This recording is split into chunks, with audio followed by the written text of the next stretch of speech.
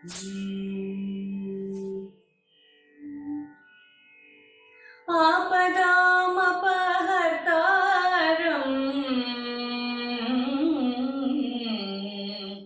दातारं सर्वसम्पदा लोकाभिरामं श्रीरामं भूयो भूयो नमाम्यहम् भूयो भूयो नमाम्यहम्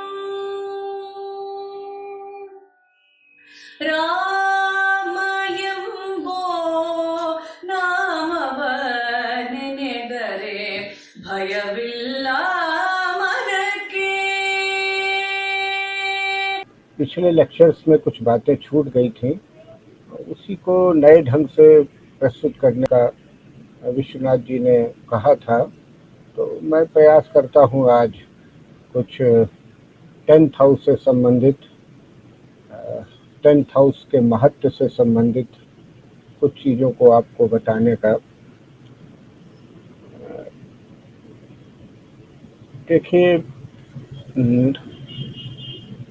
10th हाउस जो है उसको जेनिथ बोलते हैं, आकाश बोलते हैं, आसमान बोलते हैं।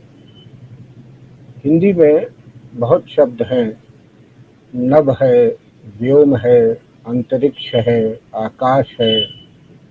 अंग्रेजी में भी अगर कहें तो कहीं हेवन बोल देते हैं, स्काई, स्पेस, सेलेस्टियल स्पेस। लेकिन संस्कृत के जो आकाश के लिए शब्द हैं, उन शब्द का थोड़ा थोड़ा अलग अलग मीनिंग होता है।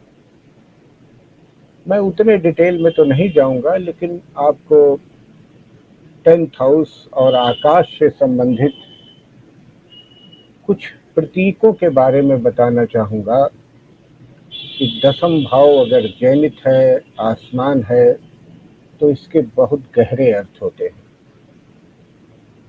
देखिए, 10th भाव से एक नया स्फीयर शुरू होता है।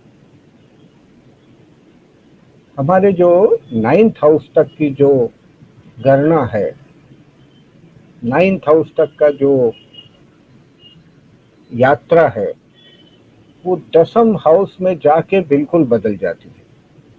एक नया स्फीयर में हम प्रवेश करते हैं। जब हम प्रथम भाव और अष्टम भाव की बात करते हैं, जन्म के प्रारंभ की और जन्म के अंत की, तो ये भी, इसका टोटल भी 9th हाउस में खत्म हो जाता है। मंगल की बात, जब हम शुक्र की बात 2nd हाउस और 7th हाउस की बात करते हैं, तो ये भी 7 और 2 ये 9th हाउस में खत्म हो जाता है। जब बुध की बात करते हैं, 3 और 6, तीसरा भाव और छठा भाव, ये भी 3 + 6 9th हाउस में जाके खत्म हो जाता है। जब हम दोनों ल्यूमिनरीज की बात करते हैं, सूर्य और चंद्रमा की बात करते हैं, 4 और 5, 4 + 5, ये भी 9th हाउस में जाके समाप्त हो जाता है। मैं कहना ये चाहता हूँ कि इन बातों के बड़े गहरे अर्थ हैं। अगर 10th भाव को समझना हो तो यहाँ से समझना पड़ेगा कि एक नई तरह की ऊर्जा, एक नई तरह की चेतना से इसका प्रारंभ होता है। क्योंकि 10th भाव से जो कुछ चीजें हैं नोन, द नोन वर्ल्ड है, कुछ अननोन है और कुछ अननोएबल है। 10th भाव से अननोएबल यानी अज्ञेय का प्रारंभ होता है। एक वर्ड है द नोन, जो हमें ज्ञात है। एक वर्ड है अननोन, अज्ञात, जो हम जानते नहीं हैं। और एक वर्ड है अननोएबल, जिसे हम जानने का जितना प्रयास करते हैं उतना ही वो छूटता जाता है। तो ये 3 भागों में ज्ञान विभाजित है, the known, the unknown, the unknowable. 10th house की जब महत्व पर चर्चा करेंगे, पिछली बार मैंने 10th हाउस के बारे में कुछ बताया था, आज कुछ दूसरे ही एस्पेक्ट से, एक दूसरे ही धरातल पर, एक दूसरी ही पृष्ठभूमि पर 10th हाउस के बारे में बात करने की इच्छा हुई। तो 10th हाउस का जो महत्व है, 10th हाउस की जो गरिमा है, पहली बात तो ये है कि इसमें संयुक्त है, ये यहाँ से संयुक्त शुरू हो जाता है। 1 से लेकर 9 तक जो नंबर है वो तो एकांकी नंबर है, लेकिन दशम भाव से संयुक्त अंक शुरू हो जाते हैं। 1 भी है और 0 भी है। आप अगर 0 के बारे में जानते हो तो आपको ये पता होगा कि 0 ना पॉजिटिव है ना निगेटिव है, और 1 जो है उसके बारे में तो अगर हम देखें तो सांख्य दर्शन के बारे में अगर थोड़ा बहुत लोगों को जानकारी हो, बड़ा इंटरेस्टिंग है सांख्य दर्शन। गीता में इसका बहुत जिक्र है सांख्य दर्शन का। उसे संख्या का ही दर्शन कहते हैं। कपिल मुनि ने इसका प्रादुर्भाव किया था इस दर्शन का, और भारत में जो षड दर्शन है उसमें सबसे ज़्यादा चर्चित और सबसे ज़्यादा जिसकी चर्चा होती है, सबसे ज़्यादा लोगों की दर्शन में अगर रुचि है तो सांख्य दर्शन में रुचि होती है, क्योंकि ये बहुत ज़्यादा ज्योतिष से संबंधित है।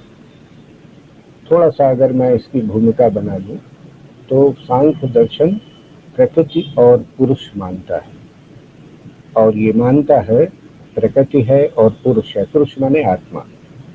इन्हीं के संयोग से सारी सृष्टि की उत्पत्ति हुई है। दशम भाव का सांख्य दर्शन से बहुत गहरा संबंध है। मैंने जब आपसे कहा था कि यहाँ से संयुक्त अंक शुरू होते हैं, दशम भाव जेनिट है, कार्य कारण सिद्धांत भी इसी दशम भाव से शुरू होता है, जिसे हम काज एंड इफेक्ट कहते हैं, जो ज्योतिष का मूल है, वो भी दशम भाव से ही शुरू होता है।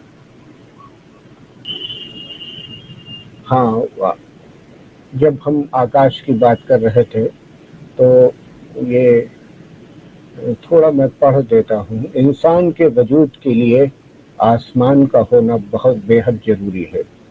ये तो सही है कि हम जब आसमान को देखते हैं तो तमाम तरह की जिज्ञासाओं से भर जाते हैं।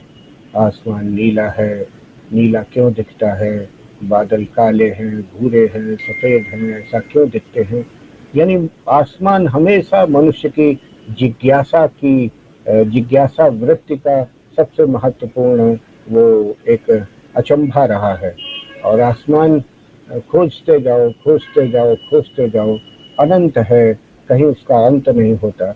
इसलिए आसमान का एक दूसरा शब्द उसके लिए शून्य भी इस्तेमाल किया जाता है। इसी आसमान से हमें बारिश मिलती है, इसी से धूप मिलती है, इसी आसमान में बहुत कुछ लिखा गया है।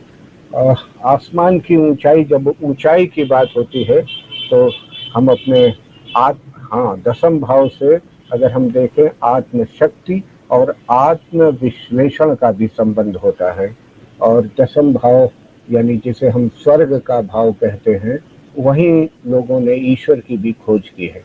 इसलिए भी दशम भाव बहुत इम्पॉर्टेंट, बहुत महत्वपूर्ण है, और इसी को कर्म का भाव कहते हैं। अब कर्म शब्द की अगर बात करें तो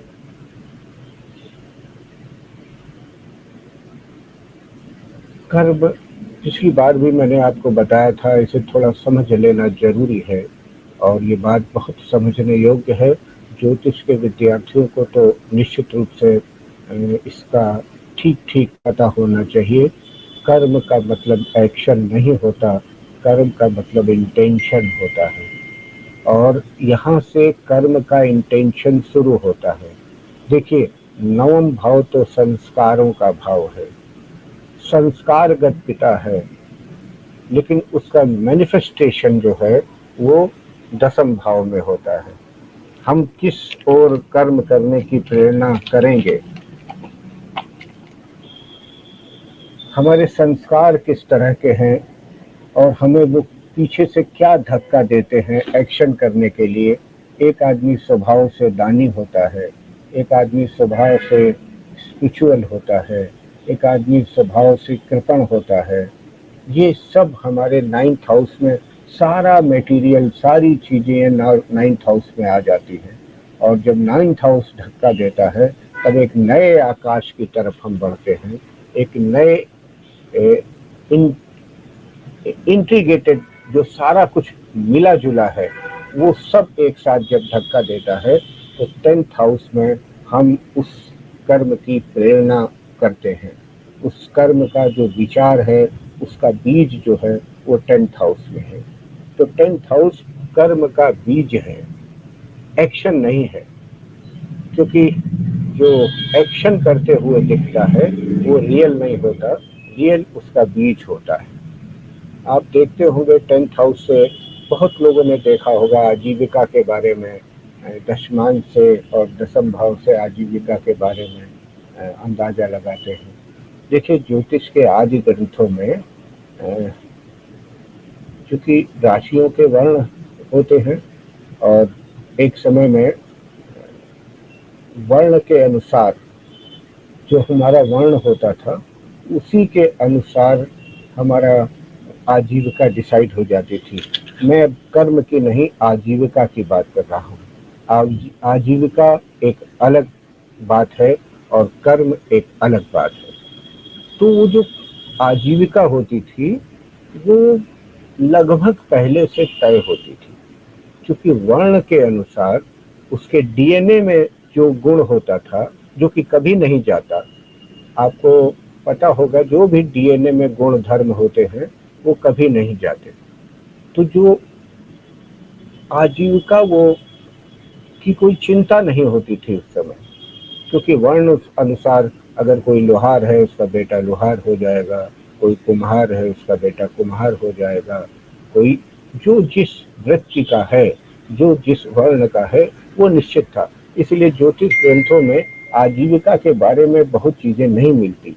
अब नए जमाने में ये मुश्किल है और ये शोध का विषय है, अनुसंधान का विषय है कि हम कैसे नए जमाने में आजीविका का निर्धारण करें ज्योतिष की दृष्टि से।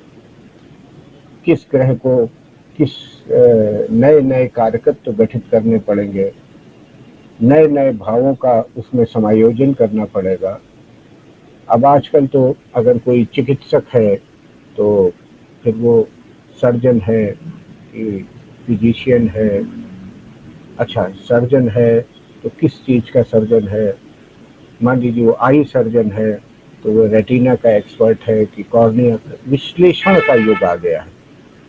पहले क्या था? सिंथेसिस थी, संश्लेषण था।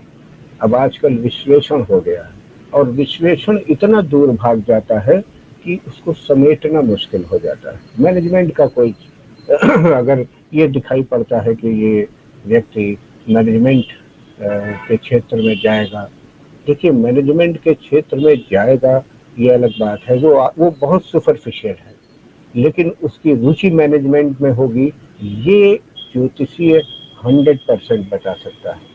वो मैनेजमेंट के क्षेत्र में जाएगा ये देश काल परिस्थिति और तमाम बातों पर निर्भर हो सकता है, लेकिन उसका इंटेंशन क्या है, उसकी अंदर की हॉबी क्या है, ये बताया जा सकता है।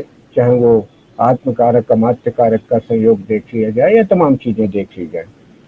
आप प्रबंधन में भी इतनी ज़्यादा बाइफर्केशन हो गए हैं कि फाइनेंशियल मैनेजमेंट है कि एडमिनिस्ट्रेशन है कि क्या है।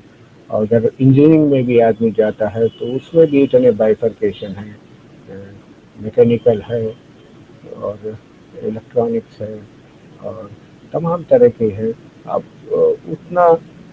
आप उतने विश्लेषण में जा नहीं सकते।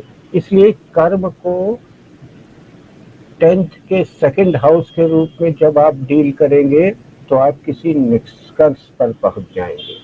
मेरा ये सब भूमिका बनाने का जो उद्देश्य है वो ये है।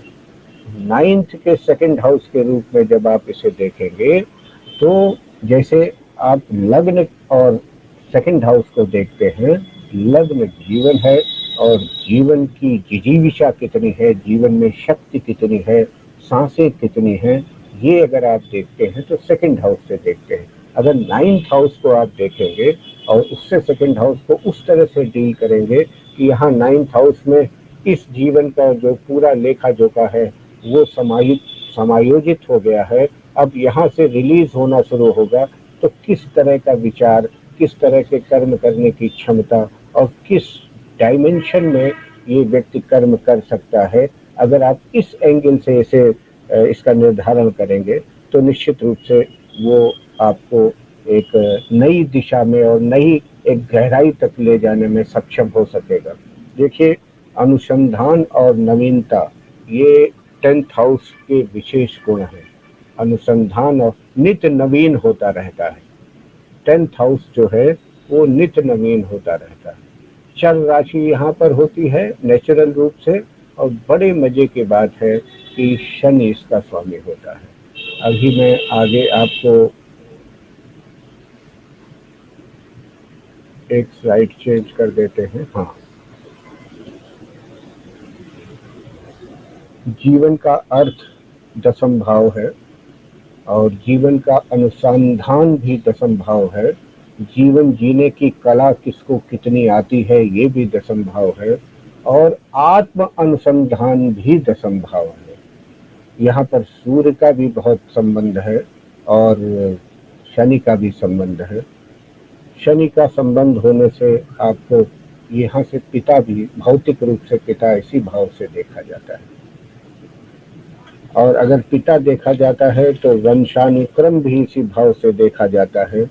किस पूर्ण धर्म का व्यक्ति है ये भी इसी से देखा जाता है। तो 10th भाव सबसे महत्वपूर्ण भाव कुंडली में इसलिए हो जाता है कि अगर ये डीकोड हो गया तो निश्चित रूप से बहुत सारी चीजें डीकोड हो जाती है। हाँ, उपचय स्थान इस भाव को कहते हैं। अब उपचय का जो मेरी समझ में अर्थ है वो है प्री एक्टिव, जो पहले से ही एक्टिव है वो उपचय है। जितने भी उपचय स्थान हैं ये अधिक सामान्य भाव से अधिक एक्टिव होते हैं। तो अगर 10th भाव प्री एक्टिव है, इसका अर्थ ये है कि अगर एक मैं आपको बीच में एक टास्क दे रहा हूँ, अगर आप उसे देखेंगे, क्योंकि कुछ प्रैक्टिकल एस्ट्रोलॉजी से संबंधित अगर मैं बातें कहूँ तो 10th भाव में किसी ग्रह का न होना और 10th भाव में किसी ग्रह की दृष्टि न होना ये अच्छा नहीं है। आपको मैं चाहूँगा कि इस पर थोड़ा शोध करिए। जिन कुंडलियों में 10th भाव में कोई ग्रह नहीं है और 10th भाव में किसी की दृष्टि नहीं है, 10th भाव बिल्कुल ग्रहों से अछूता है, तो ये कुंडली अच्छी कुंडली नहीं मानी जाएगी, सफलता की दृष्टि से भी और जीवन यापन की दृष्टि से भी। अगर नवमांश में भी ये मिल जाता है तो फिर सोने में सुहागा है। लेकिन ये मैं आपको इसलिए कहता हूँ कि इससे आपको 10th भाव की इम्पोर्टेंस पता लग जाएगी, और आप इस पर कमेंट जरूर लिखिएगा। आपके पास बहुत कुंडली बैंक होगा। एक तो अच्छी बात ये होनी चाहिए कि डाटा शेयरिंग होनी चाहिए। विश्वनाथ जी ने बहुत अच्छा ये काम किया है, जो इस तरह की एक डॉक्टर रमन की सीरीज चलाई है। ज्योतिष में बहुत सी बातें ऐसी हैं जो नॉलेज शेयरिंग से ही आती है, क्योंकि अब जो नॉलेज का फील्ड इतना बढ़ गया है और इतना अधिक हो गया है कि उसमें अगर डाटा शेयरिंग होती रहेगी, अगर किसी व्यक्ति ने कोई बात कही है उसको आप थोड़ा कंफर्म करेंगे तो वो एक धीरे धीरे फिर सिद्धांत बनते जाते हैं, और वो व्यवहारिक अनुभव में जो चीज़ आती है वही असली ज्ञान का पार्ट हो जाती है। जितनी बातें दार्शनिक हैं वो उसकी पृष्ठभूमि में तो हो सकती है, लेकिन जब आप उसका व्यवहारिक अनुभव करते हैं तो वो आपके अनुभवगत ज्ञान का पार्ट हो जाती है। इसलिए आप देखिएगा, कभी भी 10th भाव में कोई ग्रह नहीं है, 10th भाव को कोई ग्रह नहीं देखता, और अगर नवमांश में भी यही स्थिति मिल जाती है तो ये विशेष प्रकार की एक कुंडली हो जाएगी, जिसके बारे में आप देखिएगा और मुझे भी सूचित करिएगा। अब दशम भाव की बात करें तो शनि की बात करना लाजमी है। एक सेकेंड।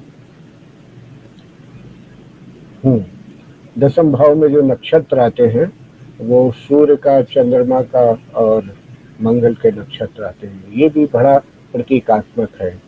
सूर्य और चंद्रमा दोनों के नक्षत्र इसमें हैं और मंगल का नक्षत्र है। कुल मिलाकर दशम भाव में मकर राशि होती है, इसके उल्टे चतुर्थ भाव में कर्क राशि होती है। वो भूमि है, वो पाताल है और ये आसमान है। वहाँ के स्वामी चंद्रमा है और यहाँ के स्वामी शनि है। एक सबसे धीमे चलने वाले ग्रह हैं और एक सबसे तेज चलने वाले ग्रह हैं। चंद्रमा आप जानते हैं, आपको बताने की जरूरत नहीं है, फास्टेस्ट मूविंग प्लैनेट है। और शनि जो है वो स्लोएस्ट मूविंग प्लैनेट है।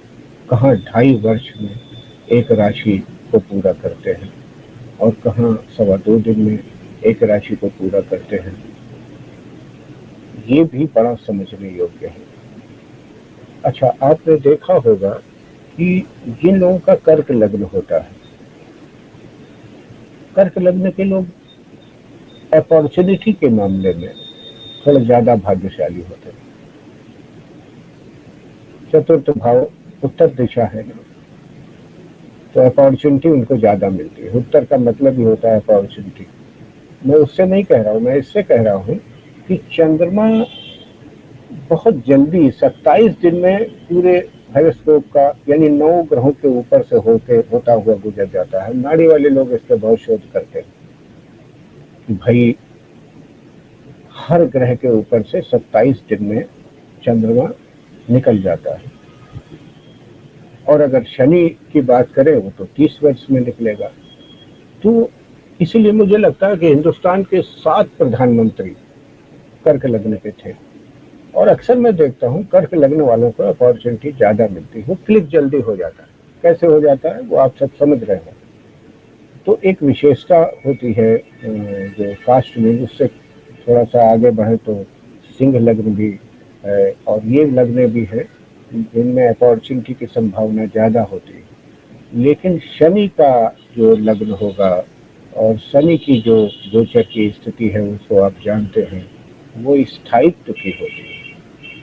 अब चूंकि शनि के अगल बगल जुपिटर रहते हैं तो अधिकतर ऐसे लोगों का जो वो है वो प्रारब्धगत होता है और कर्म से संबंधित भी होता है।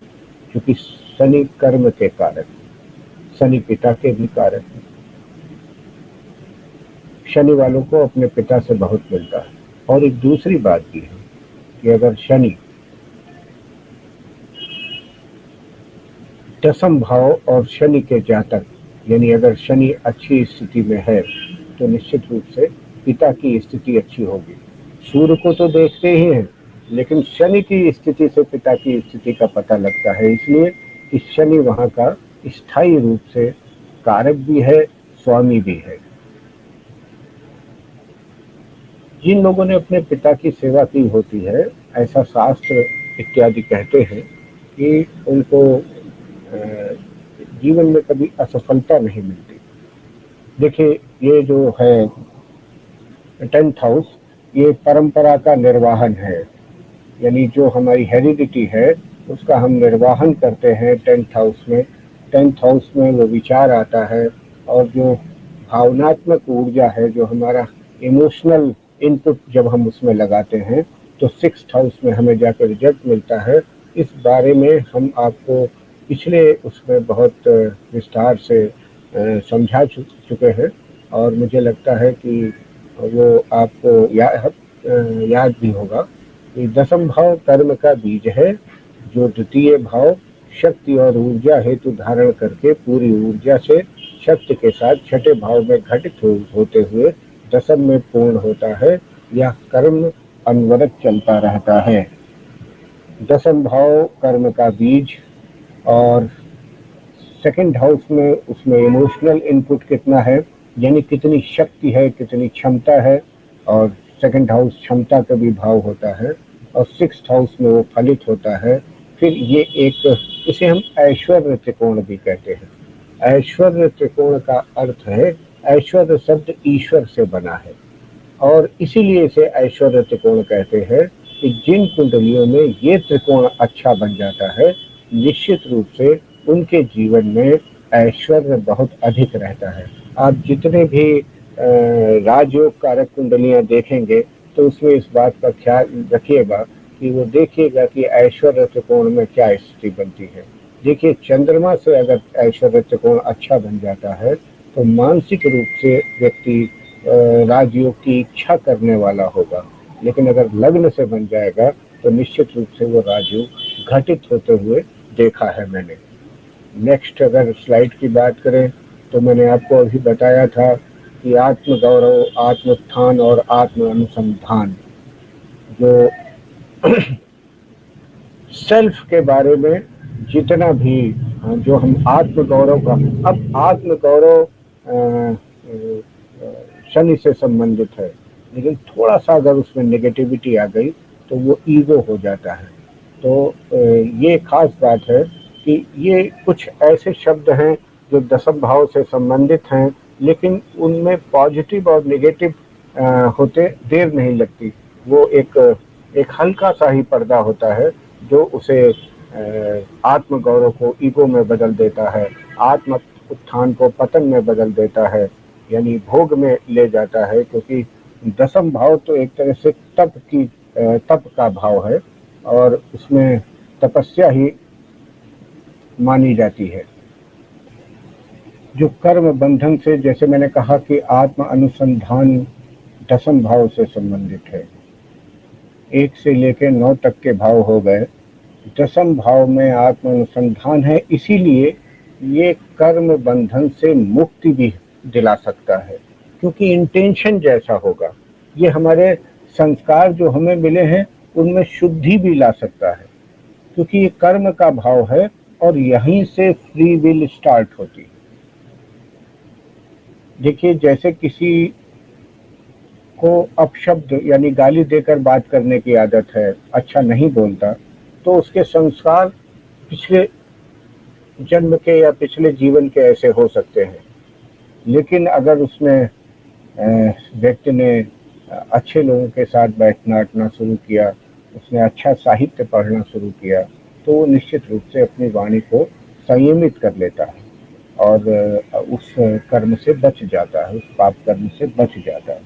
तो धीरे धीरे जब संस्कार ठीक करने की स्थिति में व्यक्ति पहुंचता है तो निश्चित रूप से वो जो पुराने संस्कार हैं वो ठीक किए जा सकते हैं। इसीलिए दशम भाव से फ्री विल स्टार्ट होती है।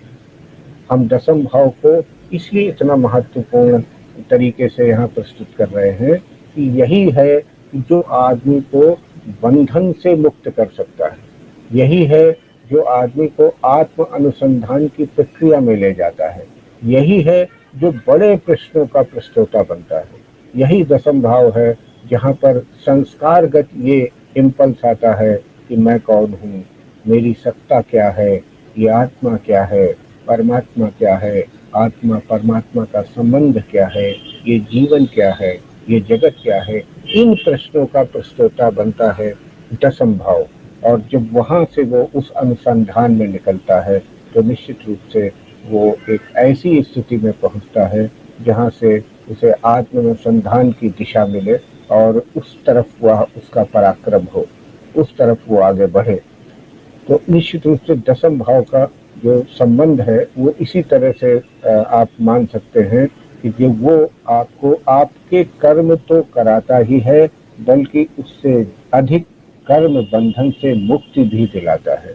क्योंकि कर्म बंधन से मुक्ति में वही इंटेंशन काम आता है कि जो आप कर्म कर रहे हैं वो किस इंटेंशन से कर रहे हैं। देखिए, सत्ता और संपत्ति प्राप्त होना पूर्व जन्मों के कर्मों का फल है, ये तो ठीक है। अब इस फल को राग के साथ लेना, फल को प्राप्त करने का दंभ हो जाना कर्म सिद्धांत के विपरीत है। जैसे किसी व्यक्ति को बहुत अच्छी आर्थिक स्थिति मिली, बहुत अच्छा पद मिला, तो अगर उसके साथ उसका अटैचमेंट बहुत रहा, या फिर उस स्थिति में खड़े होकर उसको ईगो बहुत रहा, तो ये कर्म सिद्धांत के विपरीत हुआ। और उसने अगर इसका सही सदुपयोग नहीं किया, दूसरों की मदद नहीं की, उसका सदुपयोग नहीं किया, तो फिर वो कर्स हो जाता है। कर्म पारमार्थिक हो जाना ही अर्थपूर्ण होता है, अंत में सुख देता है, शांति देता है, सद्गति देता है। कर्म बंधन से मुक्त व्यक्ति कर्म बंधन से मुक्त हो जाता है। यदि कर्म स्वार्थपूर्ण हो तो अर्थ यानी वो अर्थ खोजने वाला हो, वो अंत में दुख देता है। कर्म बंधन प्रगाढ़ हो जाता है और सख्त हो जाता है। अर्थ ये है कि एक और प्रैक्टिकल बात मैं यहाँ बोल दूँ, फिर आगे बढ़ता हूँ, और वो भी आपके शोध के लिए, आपके अनुभव के लिए मैं यहाँ छोड़ देता हूँ। मेरा ऐसा अनुभव है कि दशम में अगर सूर्य है और लग्न की डिग्री के पास है, तो इस व्यक्ति को जीवन में सत्ता अवश्य मिलेगी, पावर अवश्य मिलेगी। लेकिन अगर इसने पावर का मिसयूज जरा भी किया है, तो ये पावर निश्चित रूप से बिल्कुल छिन जाएगी। और दशम में अगर शनि है, तो ऐसे व्यक्ति को संपत्ति धन अवश्य मिलेगा, लेकिन अगर उसने उसका दुरुपयोग किया तो इसी जीवन में वो निश्चित रूप से छिन जाएगा। आपके पास बहुत कुंडलियां होंगी, बहुत कुंडलियों में दशम में सूर्य भी मिलेंगे, शनि भी मिलेंगे। आप इस सिद्धांत को देखिएगा तो इस सिद्धांत की पुष्टि हो जाएगी। केंद्र है, उपचय है, इसमें बहुत डिटेल उपचय पर बहुत एक बात मैं आपको बता दूं कि आपोक्लिब हो, उपचय हो, और जो हमारे त्रिषडाय हो, इन पर जरूर आपको ख्याल रखना चाहिए, इनके अर्थों को जरूर समझना चाहिए। इसमें बहुत क्लू छुपा हुआ है। दशम, अब इस स्लाइड को देखें तो कृतित्व है, उत्पत्ति है, व्यक्तित्व है और अस्तित्व है। तो दशम जो है वो उत्पत्ति है, कृतित्व है, ये सतोगुणी है। यहाँ की राशि व्यक्ति, शक्ति और वृत्ति, ये सेकंड हाउस से संबंधित है। और अस्तित्व, क्षमता और आसक्ति, ये सिक्स्थ हाउस से संबंधित है। दशम से इन दोनों भावों का ऐसा संबंध है कि जो अविभाज्य है, अनअवॉइडेबल है। जब आप दशम की बात करेंगे तो पूरे ऐश्वर्य त्रिकोण की बात करनी पड़ेगी, तब कुछ अंदाज में आपको लग सकता है कि इस जीव की, इस आत्मा की यात्रा अधोगामी है या ऊर्ध्वगामी है। क्योंकि इसके सामने का जो भाव होता है वो भाव मोक्ष का भाव है। और 4, 8, 12 निश्चित रूप से यहाँ से व्यक्ति बंधन मुक्त होता है। और बंधन मुक्त के लिए कितना प्रयास किया जाएगा, ये 10, 2, 6 यानी 10th हाउस, सेकंड हाउस और 6th हाउस बताएंगे। ये एक दूसरा डायमेंशन है। अर्थ त्रिकोण इसके सामने है अभी, जिसकी मैं बात कर रहा था। अब थोड़ा जल्दी मैं स्लाइड्स को बढ़ाना चाहूँगा। सेकंड हाउस, जैसे मैंने कहा, इमोशनल ड्राइव है जो, और 10th हाउस में ट्रेडिशन फॉलो ही किया जाता है। 9th हाउस संस्कार है, वो उसको आगे बढ़ाता है। 6th हाउस उसके रिवार्ड है। यही क्रम चलता रहता है। इसको अर्थ त्रिकोण भी कहते हैं। अर्थ बड़ा महत्वपूर्ण शब्द है, और इसका मतलब ये भी है कि जीवन का ही अर्थ क्या है। आप जीवन को कितना अर्थपूर्ण बना सकते हैं, या आपका जीवन कितना अर्थपूर्ण है। अर्थ का एक शब्द फाइनेंस भी होता है, लेकिन वो बहुत छोटे से अर्थों में होता है। अर्थ का मतलब मीनिंग ही जो है वो सबसे ज़्यादा महत्वपूर्ण है। संस्कृत के जो शब्द है ना, उन शब्दों का अर्थ उनके प्राणों में समाया हुआ होता है। अगर आप उसे थोड़ा सा अवेयरनेस के साथ पढ़ते हैं तो निश्चित रूप से, अब जैसे मैं कहीं देख रहा था, 7.5 को शनि से संबंधित ये बात है, क्योंकि दशम में शनि का साम्राज्य है, और शनि के कारण ही 7.5 आती है। 7.5 को ग्रंथों में लघु कल्याणी और दीर्घ कल्याणी कहा है। ढैया को कहा है लघु कल्याणी, और साढ़े साथी को यानी 7.5 साल की जो पूरी साढ़े साथी आती है उसको दीर्घ कल्याणी कहा है। कल्याण शब्द के बारे में जब मैं देख रहा था तो अक्सर मुझे पता नहीं था, बहुत बाद में पता हुआ। हम लोग एक्चुअली कल्याण शब्द को पॉजिटिव ही समझते हैं, लेकिन वास्तव में कल्याण शब्द का अर्थ जीरो की तरह है कि जीरो न तो निगेटिव होता है न पॉजिटिव होता है। बचपन में देखता था जब भी किसी साधु संत को दंडवत प्रणाम करो या प्रणाम करो तो वो अक्सर एक बात बोल दिया करते थे, कल्याण हो। अब कल्याण हो का मतलब होता है कि जो तुम्हारे लिए उचित हो वो हो, वो ना आपके पक्ष में खड़े हैं ना आपके विपक्ष में खड़े हैं, आपकी डेस्टिनी में जो हो वो हो। लेकिन कल्याण शब्द का जो अर्थ सामान्यता लिया जाता है वो यही लिया जाता है कि कल्याण का अर्थ होता है कि पॉजिटिव, लेकिन ऐसा नहीं है। कल्याण शब्द का अर्थ, इसीलिए शिव का दूसरा अर्थ कल्याण है। शिव कल्याण के देवता है, कल्याण का अर्थ ही ये है। इसीलिए साढ़े साथी को दीर्घ कल्याणी कहते हैं, यानी दीर्घ काल से में वो आपका कल्याण करती है। जो आपके लिए उचित होता है वो होता है।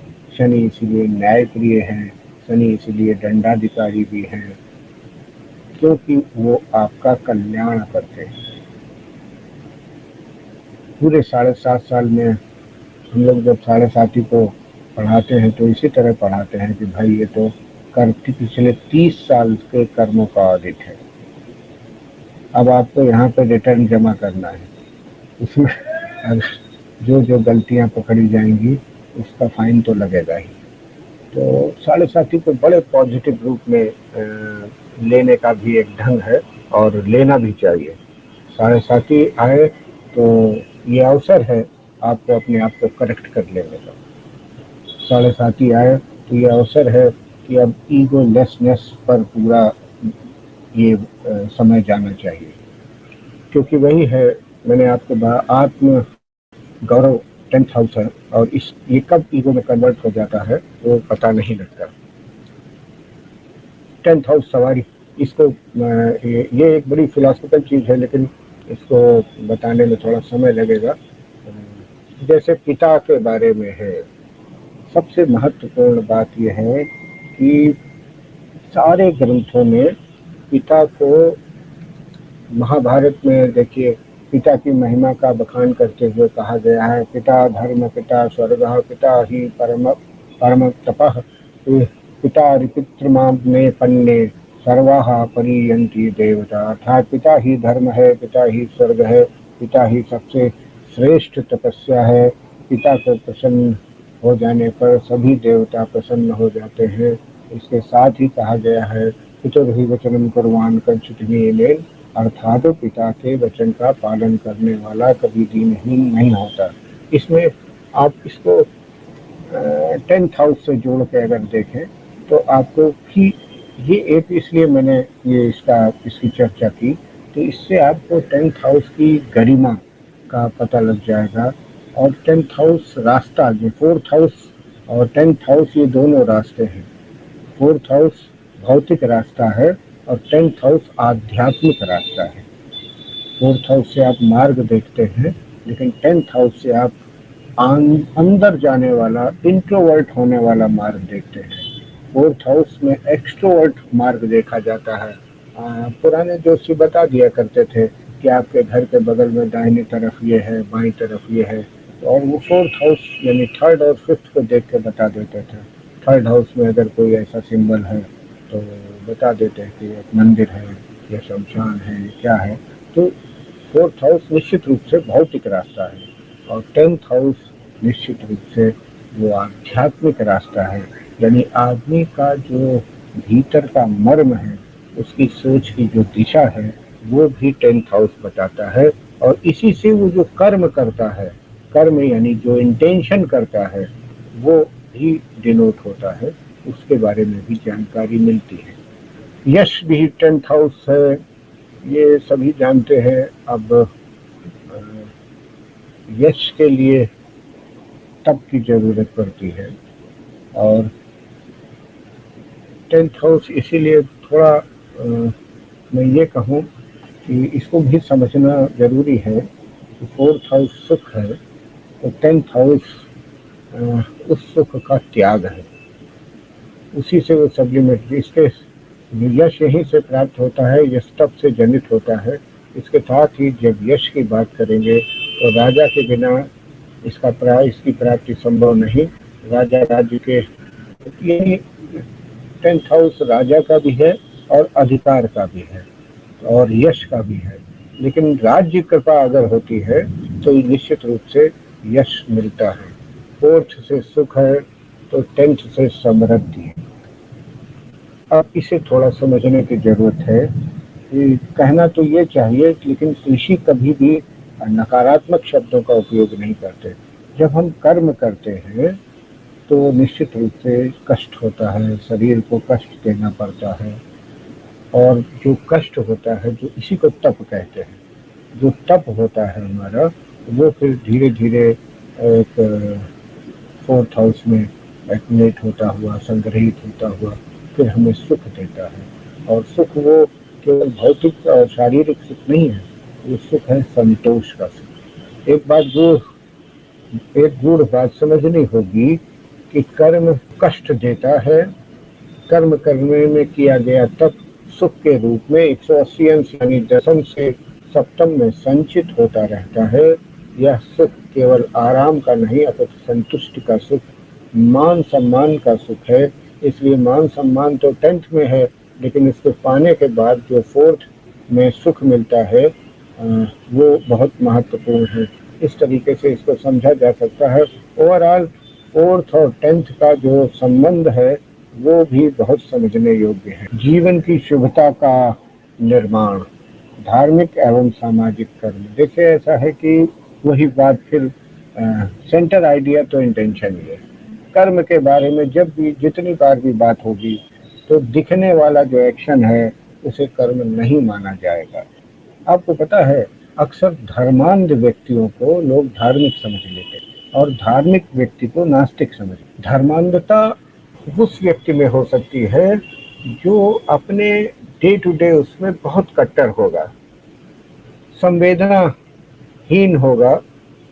हमेशा धर्मांध व्यक्ति संवेदनाहीन होगा ही, लेकिन जो संवेदना युक्त होगा, अगर आप मंदिर जा रहे हैं, बीच में आपको कोई दुखी व्यक्ति मिल गया, आपने उसके 2 आंसू पोंछ दिए, तो आपके मन में भाव ये ऐसा आ जाना चाहिए कि हो गई पूजा। लेकिन अगर कोई व्यक्ति मंदिर जा रहा है, कोई दुखी व्यक्ति उसे मिल गया, कोई दुर्घटनाग्रस्त व्यक्ति मिल गया, वो उसको अवॉइड करके निकल जाएगा कि मुझे तो मंदिर जाना। ये व्यक्ति की धर्मांधता के लक्षण है। धार्मिकता के लक्षण अलग है। अगर आप मनुस्मृति पढ़ें तो उसमें आपको धार्मिकता के लक्षण मिल जाएंगे, धृति, क्षमा, ये सारे जो धर्म एक तरह के गुणों की वृद्धि है। आपके अच्छे गुणों की वृद्धि अगर होगी तो आप धार्मिक माने जाएंगे। यज्ञ में क्या है? यज्ञ बहुत महत्वपूर्ण, सारे वेदों में यज्ञ की बड़ी महिमा कहते हैं। यज्ञ से तो निश्चित रूप से यज्ञ पूरी तरह से पारमार्थिक है। यज्ञ आप अपने लिए ही अगर कर रहे हो, लेकिन इसका फल जो है वो पारमार्थिक मिलता है, क्योंकि इसके साथ प्रकृति का जुड़ाव है और प्रकृति में सब लोग आते हैं। तो यज्ञ भी कई प्रकार के हैं, अब वो काफी डिटेल हो जाएगा। लेकिन जो भी व्यक्ति समाज के लिए कोई कर्म कर रहा है, धर्म के लिए कोई कर्म कर रहा है, यज्ञ कर रहा है, वो अपने जीवन की शुभता को, सुचिता को बढ़ा रहा है। और अगर उस इंटेंशन से कर रहा है, जैसे मैंने आपसे कहा कि यज्ञ के बारे में एक खास बात है, आपका इंटेंशन कोई भी हो, लेकिन यज्ञ का परिणाम शुभता ही लाता है। इसलिए सारे वेदों ने यज्ञ को बहुत महत्वपूर्ण बताया है और दशम भाव यज्ञ से समझिए। यहाँ कुछ आप दे देते हैं, वो एक तरीके से काल से संबंधित है। आगे मेरे ख्याल से वो स्लाइड भी आएगी, तब मैं आपको उसको बताऊंगा। हाँ, दशम में जन्म और मृत्यु का आधिपत्य करने वाला मंगल उच्चता को प्राप्त होता है। मंगल का दिया दीर्घ काल विद्यमान रहता है। मंगल पीछे से आता हुआ राजयोग देता है। ये बात भी बहुत, अगर ज्योतिष की दृष्टि से देखें तो इसको ख्याल रखिएगा, इस पर सोचिएगा। इसमें बहुत समय मैं नहीं लगाना चाहता, क्योंकि समय बहुत कम है, 10 मिनट बचे हैं। इसको लेकिन सोचिएगा जरूर, और जब आप इसको इसके बारे में थोड़ा भी चिंतन करेंगे तो आपको सारे उच्चता और नीचता और उनके सबके रहस्य खुल सकते हैं। एक बात यह है कि दशम में मंगल उच्च का होता है। 10वें अंगार को कुलदीप का, ऐसे तमाम सिद्धांत आपको ज्योतिष में मिल जाएंगे। वो अकारण नहीं है, उनके पीछे कुछ कारण है और बहुत सटीक कारण है। ये अक्सर आपने देखा होगा कि जिन राजयोगों में मंगल आ जाता है वो राजयोग निश्चित रूप से स्थायी राजयोग होते हैं। वो काफी दिन तक चलने वाले होते हैं। सूर्य और मंगल से बनने वाले राजयोग निश्चित रूप से बहुत दिन तक चलते हैं, क्योंकि मंगल स्थायित्व देता है।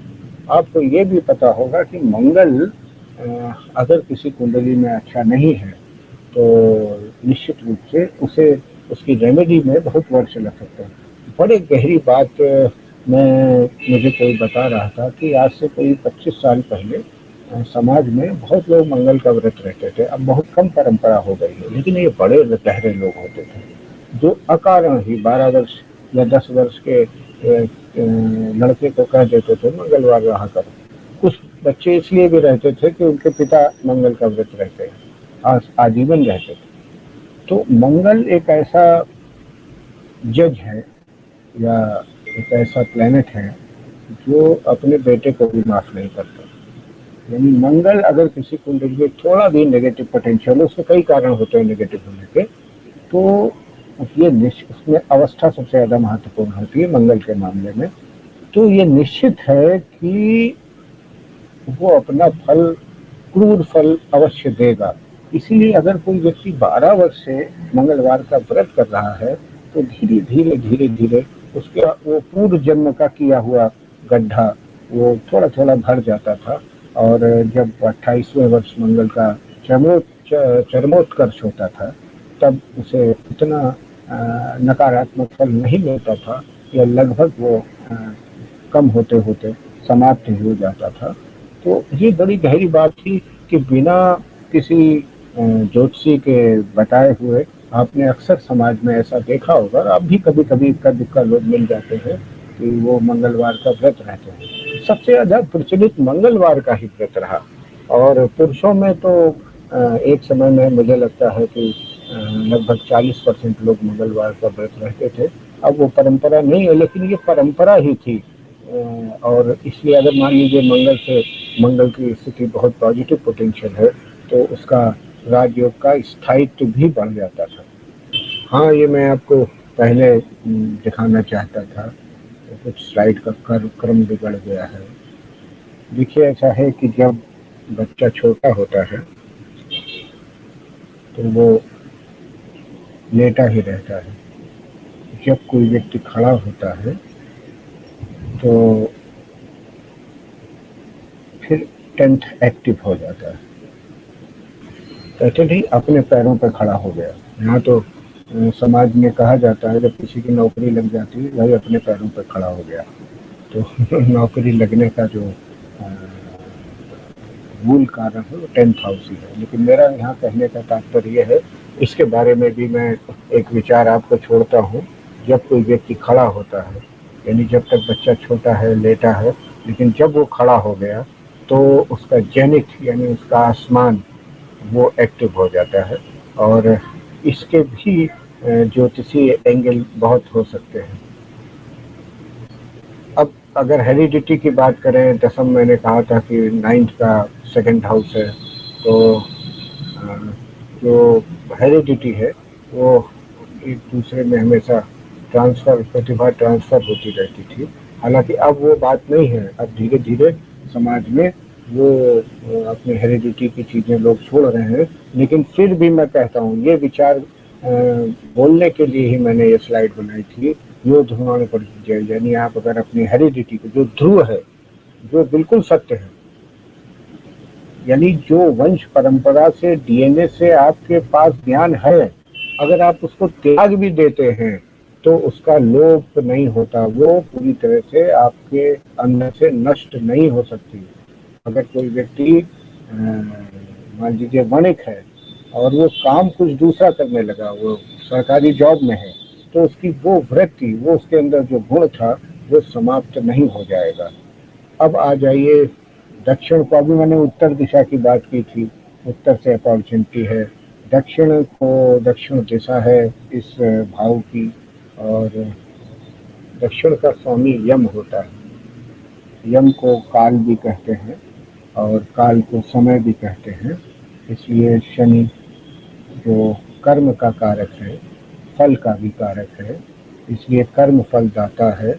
और शनि के लिए तो निश्चित रूप से जितना भी कहा जाए उतना कम है। बहुत सी किताबें पूरे शनि पर लिखी गई, लेकिन शनि के बारे में वो समाप्त नहीं हो सकता। शनि को समझना सबसे कठिन है। सबसे कठिन इसलिए है कि इनके दोनों भाव अगल बगल होते हैं। इसका भी बड़ा रहस्य है कि शनि दसम और एकादश का स्वामी है। सामान्य रूप से हम लोग ये मानते हैं कि दसम भाव कर्म का है और एकादश भाव कर्म के फल का है। अब ये बड़ी विचित्र बात है कि एक ही प्लेनेट है जो कर्म का भी स्वामी है और कर्म के फल का भी स्वामी है, और इसकी दिशा दक्षिण है। दक्षिण का देवता यम है, शनि के मंत्र में आता भी है यमग्रजम, यम के बड़े भाई हैं ये। इन काल से भी इनका अर्थ एक काल भी होता है, और समय यानी जो टाइम है वो काल के यानी यम के नियंत्रण में रहता है। तो अगर आप देखें तो शनि जो रोग देता है वो स्थायी टाइप के रोग देता है। जितने भी स्थायी रोग होंगे उसमें शनि निश्चित रूप से कारगर आपको दिखाई पड़ेंगे, क्योंकि शनि धीमे चलने वाले हैं। जैसे गठिया है, ये स्थायी टाइप का रोग है। वात रोग जितने हैं वो सब स्थायी टाइप के रोग होते हैं, वो काफ़ी दिन तक रहने वाले रोग होते हैं। और शनि को दसम और एकादश के स्वामी के साथ जोड़ के जब आप देखेंगे तो शनि का पूरा रूप आपको दिखाई पड़ेगा। उससे भी दसम भाव के बारे में आपको बहुत सी सूचनाएं मिलेंगी, क्योंकि वो एकादश के भी स्वामी हैं। लगभग मेरा समय हालांकि समाप्त हो रहा है। शनि पर बोलना चाहता था बहुत। खैर, शनि को दंडाधिकारी बनाया था भगवान शिव ने, और आप जानते हैं पद्म पुराण में एक कथा आती है ना कि भगवान शिव और शनि का एक युद्ध हुआ। उसमें भगवान शिव, शनि बहुत पराक्रम से लड़े, भगवान शिव ने त्रिशूल फेंका, वो मूर्छित हो गए। उसके बाद वो जब उठे तो उनको शिव जी उनसे प्रसन्न हुए और उनसे कहा कि जाओ, तुमको मैं न्याय करने का, न्यायाधीश और दंडाधिकारी होने का आशीर्वाद देता हूँ। तब से शनि दंडाधिकारी हो गए। देखिए, ये प्रतीक है। पुराणों में जितनी भी कथाएं होती हैं सब प्रतीकात्मक होती हैं। शिव कल्याण के देवता हैं और उन्होंने शनि को न्याय और दंड देने का अधिकार दिया है। वो इसीलिए न्याय और दंड देते हैं ताकि आपका कल्याण हो, क्योंकि पावर कहाँ से मिली थी? कल्याण के देवता शिव से। इसलिए शनि निश्चित रूप से कल्याणकारी है और हमारे ऊपर है। फिर मैं एक बार दोहरा दूं, ये हमारे ऊपर है कि हम दसम भाव को कितना अपने लिए कल्याणकारी बना सकते हैं। यहाँ पे हमारी फ्री विल है। समय लगभग समाप्त हो रहा है। मैंने आपको वचन दिया था मैं ठीक 11:30 पे समाप्त करूंगा।